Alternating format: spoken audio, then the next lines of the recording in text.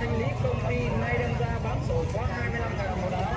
Cao cấp 101, 102 nay chỉ còn 25.000. Cái này để làm thuốc à bà? Vâng. Làm thuốc tám chứa về cái tác dụng bệnh gì à bà? Cái này là như này. Đau lưng, đau khớp. Vâng. Lại là tốt lắm đấy.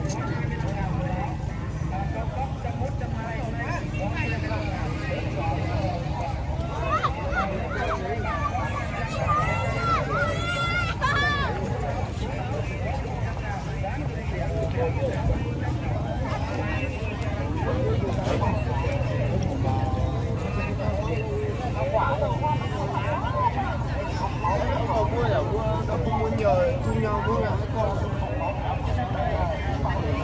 không nặng hung quá em mua cái này đẻ có trả tiền chưa không đến đâu hả nhà đâu nhắc ơi đây là chim của anh đấy về à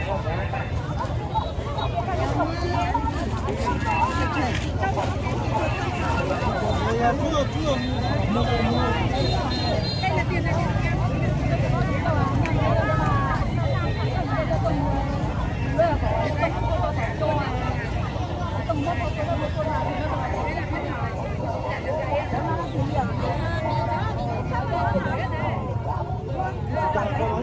Đồ rừng nữa nha các bạn nha.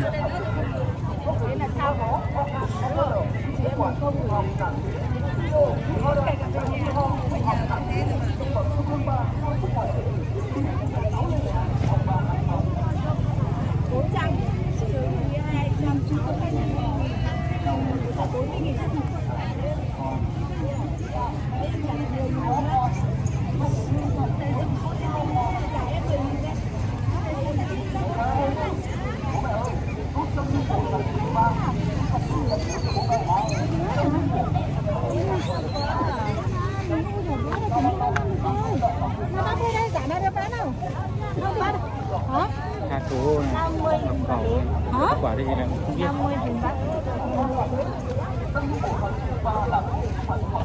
Thuốc tám nhé. Nếu mà có nhu cầu nhận bỏ đau lưng đau khớp thì có thể ra bên Sìn Hồ để mua rất là nhiều thuốc nam.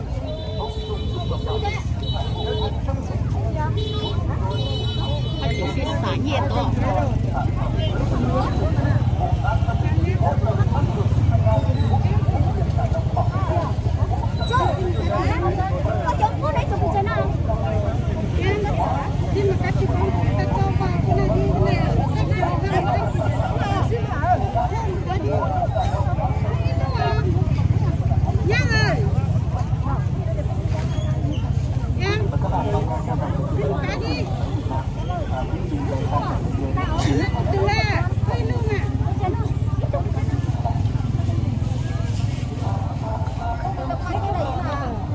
Em xin một cách từ băng rất